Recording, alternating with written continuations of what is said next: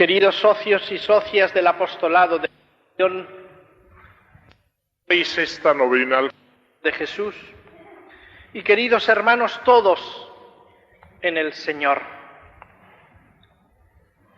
Vamos con la gracia de Dios entrando en la contemplación del misterio del corazón de Cristo. Y si nuestra mirada, que no es superficial, que quiere, unida a la Virgen, mirar, como San Juan nos enseña, el misterio del corazón de Cristo con fe, y con fe iluminada por el fervor de la caridad, veíamos primero el fuego del amor y hablábamos de esa gran realidad que es el amor personal que Dios en Cristo tiene a cada uno de nosotros, esa verdad impresionante del amor personal de Dios. Pero fijándonos con atención, veíamos los signos de las espinas de la cruz de la lanzada que estaban recordándonos el sentido de ese amor. Es un amor redentor, es un amor misericordioso. El sentido de nuestra vida es una historia de la misericordia de Dios con nosotros, que se ha revelado sobre todo en la cruz, en ese misterio tremendo del amor de Dios. Y contemplábamos ese amor del Padre que entrega a su Hijo y del Hijo que se entrega por mí, por nosotros, y se entrega de veras, se entrega hasta la muerte por mí, para salvarme a mí, tomando sobre sí mi vida y mis pecados.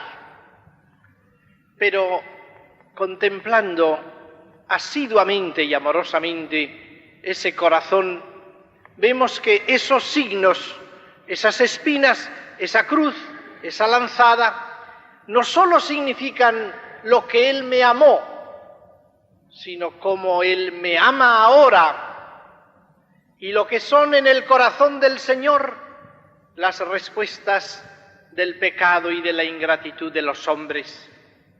Nuestra vida repercute en el corazón de Cristo. Nuestra vida entra en el corazón de Cristo.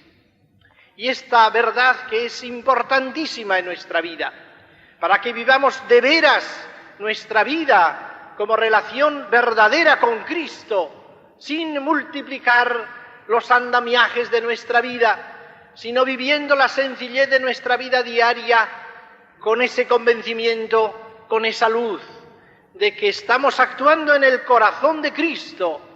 Comprender esta realidad, que es lo que nos revela el corazón del Señor con esos signos. En una ocasión fui invitado a ver una película documental. No conocía yo su contenido.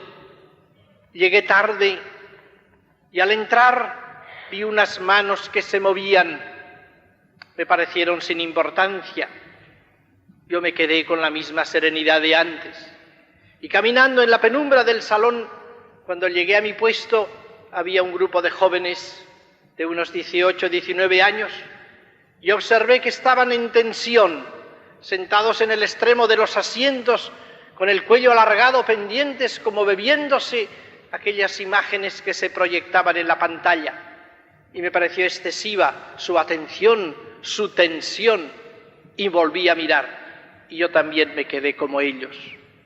¿Por qué? Porque en ese momento se proyectaban unas secuencias que me hicieron comprender el sentido de aquellas manos que a mí me habían dejado indiferentes, aquellas manos que se movían, eran las manos de un cirujano que estaba operando en el corazón. Y evidentemente seguíamos con esa atención, sabiendo que estábamos en el centro de la vida, que un descuido y le podía costar la vida al paciente, y se sentía la responsabilidad del cirujano que tiene que actuar en los centros vitales. Y entonces tuve una luz muy clara. Eso es la visión del corazón de Cristo.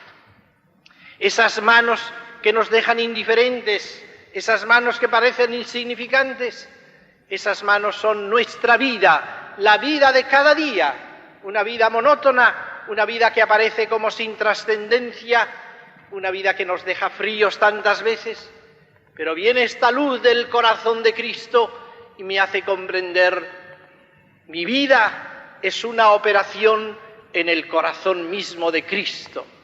Cada uno de nosotros con su comportamiento ético, con su comportamiento moral, está actuando en el corazón de Cristo, está operando en el corazón de Cristo. Tu vida es una operación en el corazón mismo de Cristo. Lo que tú haces o es un gozo o es un dolor en el corazón de Cristo, pero repercute en Él ahora. Y Él recibe en sí toda la vida de todos los hombres y de esta manera viene a ser como el corazón de la humanidad entera, como el corazón de la Iglesia entera, como el corazón de la vida de cada uno de nosotros que estamos operando en el corazón de Cristo. Piénsalo, tu vida es una operación en el corazón de Cristo, o es un gozo o es un dolor en el corazón de Cristo.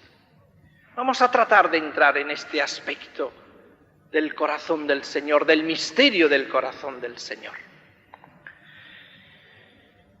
El mundo actual ha perdido, desgraciadamente, el sentido del pecado, es verdad. No es que ha perdido el sentido del mal. Creo que ya no vivimos aquellos tiempos románticos en que pensábamos que todo iba bien. El mundo está convencido de que hay cosas malas, pero curiosamente, mientras afirma que hay cosas malas, niega el valor de la conciencia y de la libertad del hombre respecto del mal, de la responsabilidad del hombre respecto del pecado.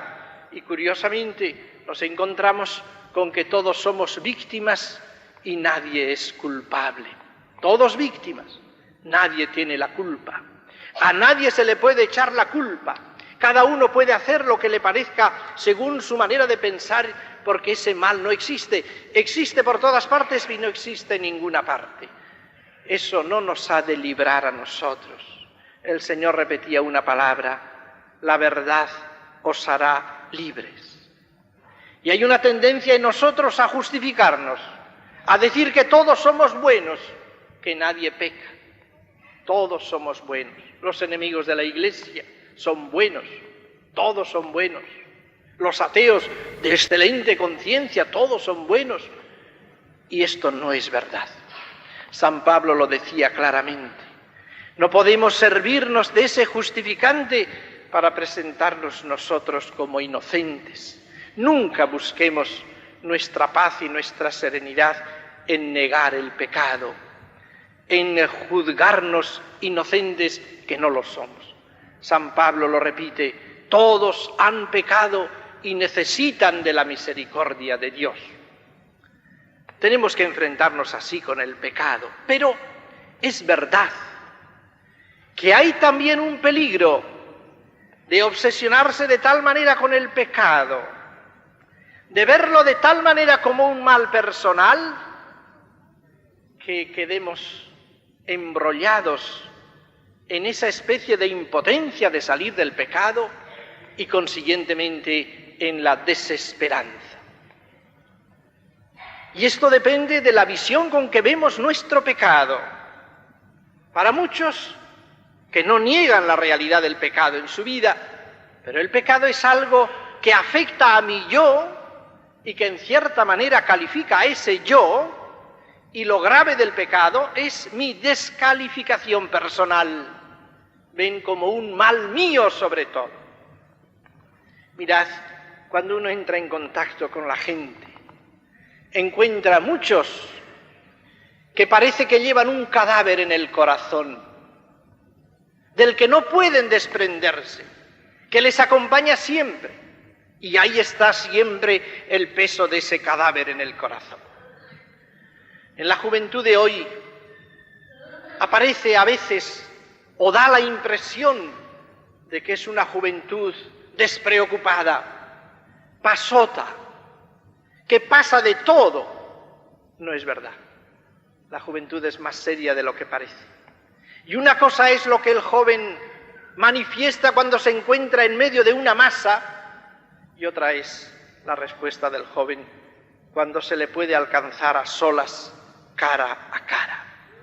cuando no tiene los condicionamientos de los demás que tiene alrededor, cuando se le puede preguntar personalmente. Y mirad, muchos jóvenes hoy llevan un cadáver en el corazón, lo llevan, no son felices. La palabra soledad ha sustituido a la palabra libertad. Hay un vacío en el corazón. Quizás no saben expresar lo que tienen y dan la impresión de que han pasado por todos esos tabúes que achacan a otras generaciones. En realidad, si llegáramos a expresarles lo que les pasa, quizás estarían de acuerdo con nosotros. Hay muchos jóvenes, 20, 21, 22 años, chicos y chicas, que en el fondo tienen un cadáver. Vienen a pensar en el fondo, si yo hubiese guardado mi inocencia, mi virginidad, yo ahora me esforzaría con toda el alma por guardarla. Pero una vez que la he perdido, total, ya no tiene remedio. Y se abandonan y tienen que dar la impresión de que eso no importa, de que eso no interesa. La razón de la mayor parte de las pérdidas del camino en todas las etapas, en la juventud, en el matrimonio, en el sacerdocio, en la vida religiosa. La razón de la mayor parte de la gente que se pierde es que se pierde porque ha perdido la esperanza de poder ser algo, de poder ser bueno. Lo anhelaba en su corazón, pero ya le parece que es imposible ser bueno.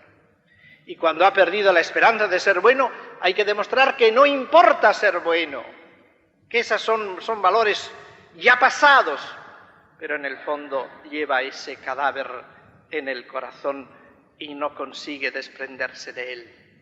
E incluso en mucha gente buena, que desea mejorar de día en día, también a veces continúa ese cadáver en el corazón. Es un pensar, ¿por qué habré cometido yo los pecados que he cometido? ¿Por qué el Señor ha permitido todo eso en mi vida?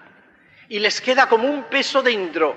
No es que duden del perdón, saben que lo han recibido, pero les queda ahí como un peso que parece imposibilitar el vuelo generoso que desearían emprender hacia las elevadas regiones de la santidad. Hay mucho de esto en nuestra vida, hay mucho de esto.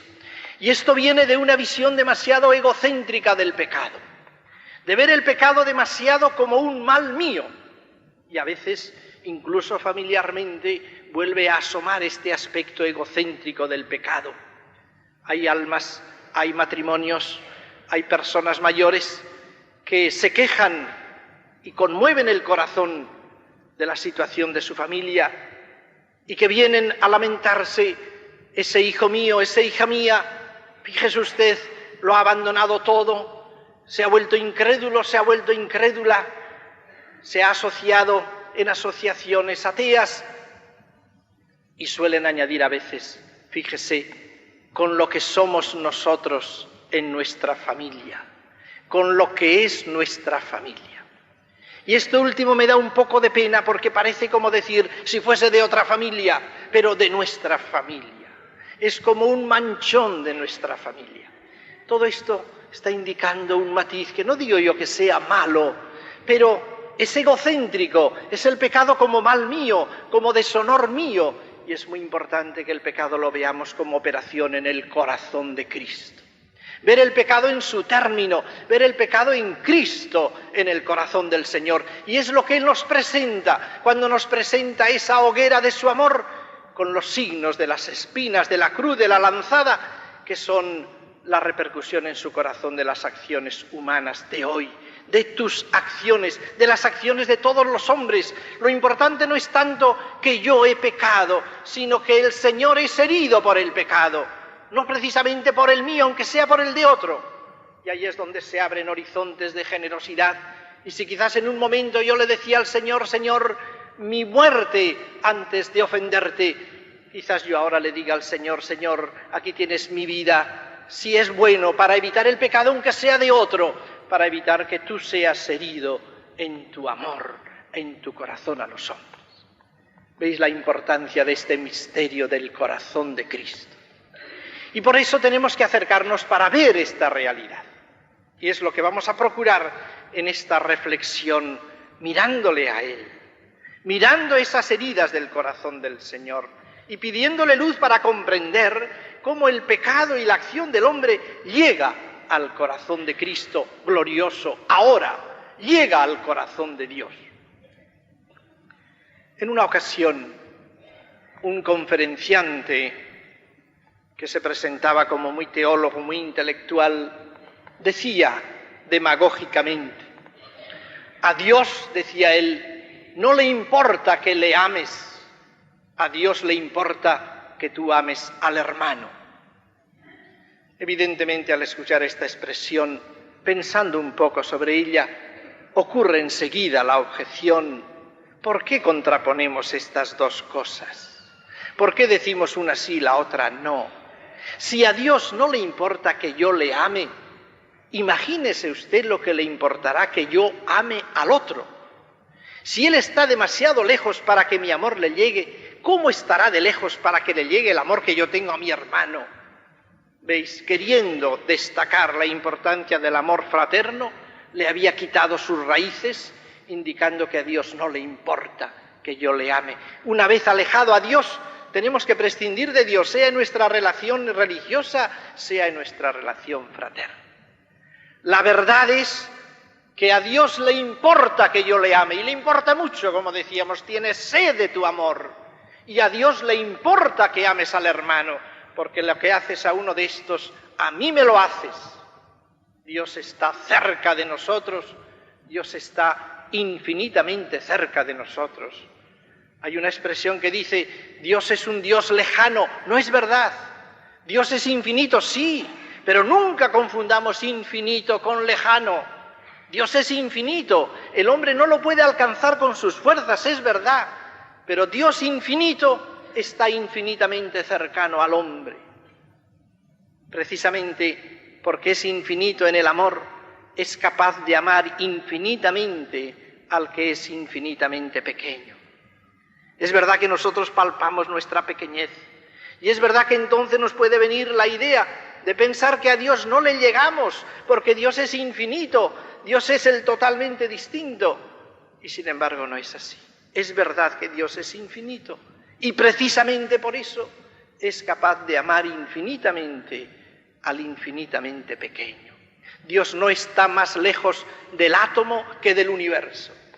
Son otras dimensiones, no son dimensiones en Dios.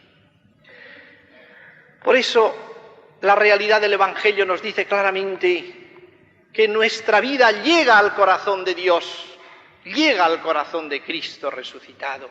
Basta ver el enfoque de todo el Nuevo Testamento. Aquella palabra de San Juan es la noticia que os traemos, que tenéis comunión con nosotros y nuestra comunión es con el Padre y con su Hijo Jesucristo. Ahora bien, si la comunión es eso, unión de comunicación, es con el Padre y con su Hijo Jesucristo, ¿cómo no va a llegar a ellos nuestro comportamiento y nuestra vida? ¿Qué comunión sería si no llegara nuestro comportamiento a Dios? Si no hubiera comunión ninguna con Dios, ¿cómo hablaríamos de comunión? Llega pues a Dios nuestra vida. Y voy a indicar rápidamente, brevemente, sin abusar de vuestra paciencia, los dos aspectos en que nuestra vida llega a Dios. Llega a Dios lo bueno de nuestra vida. Nuestros actos buenos son gozo de Dios. Y llega a Dios nuestro pecado. Nuestro comportamiento ofende a Dios. Llega al corazón de Dios, llega al corazón de Cristo. Si Él nos iluminara para comprender esto, cómo nuestra vida en su sencillez diaria tendría todo un ambiente distinto. Sentirnos en la casa de Dios, en la relación verdadera personal con Dios.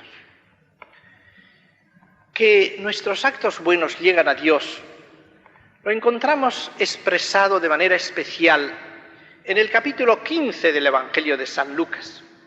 El capítulo 15 del Evangelio de San Lucas se llama también el capítulo de la misericordia de Dios. Y el Señor expresa ahí tres parábolas: la parábola de la oveja perdida, la parábola de la dracma perdida y la parábola del hijo perdido. Y en esas tres parábolas, una lección fundamental, la central de las parábolas, es el gozo de Dios por la conversión del pecador. En efecto, cuando habla de la oveja perdida, dice expresamente, después de hablar cómo el pastor toma a la oveja, la pone sobre sus hombros, convoca a sus compañeros y les dice: alegraos conmigo porque he hallado la oveja que se me había perdido. Y concluye: de la misma manera hay gozo en el cielo por un pecador que se convierte. Esto es consolador. Hay gozo en el cielo. Cuando se dice esta palabra en el cielo, en el Evangelio, suele indicarse con ella el nombre de Dios. Para evitar el uso del nombre de Dios, solían usar giros que representaban el nombre de Dios, y uno de ellos era el cielo. Y para decir que hay gozo en el cielo, está diciendo hay gozo en Dios por un pecador que se convierte. Y lo mismo la dracma perdida, hay gozo en los ángeles del cielo, se alegran por un pecador que se convierte. Y en la parábola del hijo pródigo no hay aplicación, porque la persona del padre de la parábola se va identificando con el Padre del cielo, que se alegra de la vuelta del hijo, que ordena que se haga un banquete. Era necesario que nos alegráramos, porque este hijo mío estaba muerto y ha resucitado. Y bien curiosamente, en la parábola no se habla de la alegría del hijo que vuelve, sino del padre que lo recibe. Esto es inmensamente consolador. Ahora bien, esto vale de la conversión a Dios, pero notemos que toda obra buena del hombre es una conversión a Dios, es un caminar hacia Dios. Por lo tanto, podemos decir de verdad que toda obra hecha con espíritu contrito es gozo de Dios, es una vuelta hacia Dios. Todo lo que nosotros es volver a Él, nuestra mirada, nuestros brazos, nuestro deseo, es gozo de Dios. Es verdad que Dios no necesita de nosotros, es verdad que no sabemos explicarlo de nuestra parte, pero es verdad lo que dice la revelación, que nuestra vida, una vida santa, una vida fiel, es gozo de Dios. Y ahí es donde tenemos todo un sentido a nuestra vida, hacer de nuestra vida gozo de Dios. Pero venimos al segundo aspecto, que es quizás el más difícil aparentemente. El comportamiento malo del hombre ofende a Dios, llega al corazón de Dios. Y aquí es donde a veces surgen ciertas proposiciones que lo ponen en duda aparentemente, por un principio que parece que ensalza a Dios y en realidad no lo ensalza.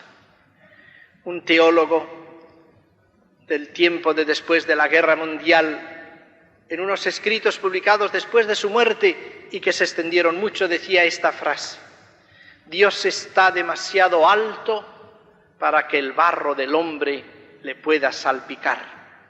Con esto quería decir, nuestro pecado no puede herir a Dios, no puede llegar a Dios, está demasiado alto, nosotros estamos demasiado bajos. Y esto en cierta manera es verdad, pero es que no lo está dicho todo. Vais a ver cómo entendéis esta realidad de la ofensa de Dios y de cómo el comportamiento del hombre llega a Dios. El misterio verdadero no está tanto en el aspecto del pecado del hombre, cuanto en que no acabamos de comprender la verdad del amor que Dios nos tiene. Ahí está el punto claro. El amor que ponemos en Dios es un amor así al agua de rosas. Dios nos ama de veras, de veras. Dios podía haber dejado al hombre en su nivel de pura criatura, no lo ha querido. Dios ha querido levantar al hombre a su amistad, levantar al hombre a su intimidad con Él. Dios ha querido amar de veras a ese hombre. Es verdad que entre el hombre y Dios hay un abismo que el hombre nunca puede pasar. Es verdad que nadie de nosotros puede herir a Dios. Dios está demasiado alto. No es nuestra actividad la que llega a Dios. No hay peligro de que nosotros podamos herir a Dios. Pero ese abismo lo ha pasado Dios amándonos y ha dado ese salto. Y Él ha venido hasta nosotros y llama a la puerta de nuestro corazón porque nos ama. Y cuando Él llama a la puerta del corazón porque nos ama, y el hombre le cierra la puerta, eso le hiere a Dios, porque nos ama, no porque nosotros le podamos herir. Es algo así como un padre que tiene un niño pequeño, y ese niño pequeño de 3, 4 años amenaza a su padre con el puño cerrado y le quiere hacer daño, no le puede hacer nada a su padre, pero eso le duele al padre porque ama al hijo y desearía de su hijo más amor. Y le hiere porque ama. Ahí está el punto clave. Nuestro pecado ofende a Dios porque Él nos ama, porque Él llama a la puerta de nuestro corazón, porque la verdadera ofensa se da donde hay relaciones personales o invitación a esas relaciones personales, y entonces cuando Él llamando al corazón se encuentra con la frialdad del hombre, eso le llega al alma, pero porque nos ama a nosotros, Él se empeña en nuestra vida y nuestra vida entra en su corazón. Y esta es nuestra vida de unión con Dios, y esta es nuestra vida de ofensa de Dios. El pecado ofende a Dios. Y de ahí la palabra de Pablo VI. Cuando decía en el documento sobre las indulgencias, el año 1967, con aquella frase lapidaria: para toda mente cristiana de cualquier tiempo siempre fue evidente que el pecado es no solo una transgresión de la ley de Dios, sino una verdadera ofensa de Dios, que supera la capacidad de la mente humana y que el hombre nunca llegará a comprender en su gravedad. Y es el amor que Él nos tiene. Esto es importante para nosotros. Es verdad que el amor misericordioso de Dios es permanente, es verdad. Pero es verdad que nuestra vida tantas veces ha sido como un rosario de ofensas a Dios. Y lo que le llega al alma a Dios es lo que dice en toda la Escritura: yo te escogí, yo te tomé como esposa, dice a su pueblo, tú me diste la espalda y te fuiste tras otros amantes. ¿Y cuántas veces en nuestra vida Dios, Jesucristo, queda marginado? Esa pregunta solo: ¿qué significa Jesucristo en mi vida? Y sin embargo Él me busca y Él está llamando y me acorrala con su amor, con un amor incomprensible que va tras de mí, con el deseo de inundarme de su felicidad y de su amor. No hablemos de exigencia de Dios, hablemos de deseo que tiene Dios de darse a nosotros, de inundarnos con la felicidad de su amor. Y a pesar de todas nuestras ofensas y a pesar de nuestra insistencia, Él continúa llamando. ¿Qué razón tenía el poeta cuando decía: oh paciencia infinita en esperarme, oh duro corazón en no quereros, que esté yo cansado de ofenderos y no lo estéis vos de perdonarme? ¿Cuántas veces volvisteis a mirarme esos ojos divinos y a doleros mientras yo quebrantaba vuestros fueros, y vos, Señor, callar, sufrir y amarme? Ese es Cristo, y ese es el corazón de Cristo. Tenemos que pedir a la Virgen que nos ilumine para comprender lo que es nuestro comportamiento en el corazón de Cristo, que nuestra vida es toda ella esa operación continua en el corazón del Señor. Que así sea.